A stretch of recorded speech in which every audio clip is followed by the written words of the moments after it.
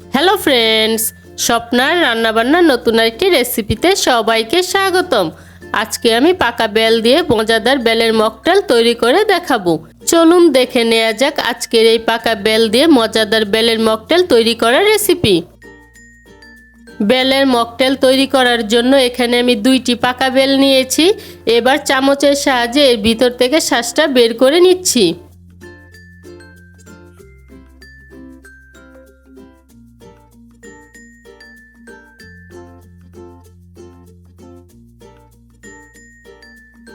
বেলের শাঁসটা বের করে নেওয়ার পর এবার এর মধ্যে 1.5 কাপ জল দিয়ে বেলের শাঁসটাকে হাতের সাহায্যে নরম করে নিচ্ছি।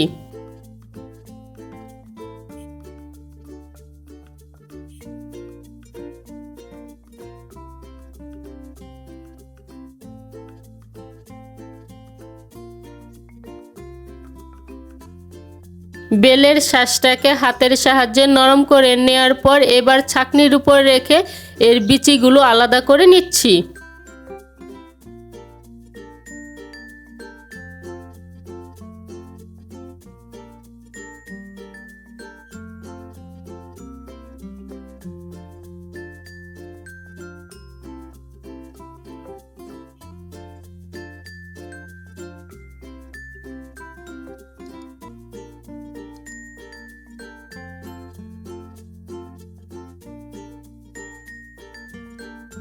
সম্পূর্ণ বেল থেকে আমি শাঁসটাকে আলাদা করে নিয়েছি।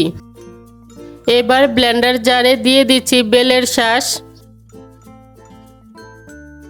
আধা চা চামচ চাট মশলা, আধা চা চামচ লবণ, আধা চা চামচ বিট লবণ, সামান্য পরিমাণ সাদা গোলমরিচের গুঁড়ো, সামান্য পরিমাণ চিলি ফ্লেক্স, স্বাদ মতো ব্রাউন সুগার, 1/3 কাপ পুদিনা পাতা, 1 টেবিল চামচ লেবুর রস ও 1 কাপ টক দই দিয়ে ব্লেন্ড করে নিচ্ছি।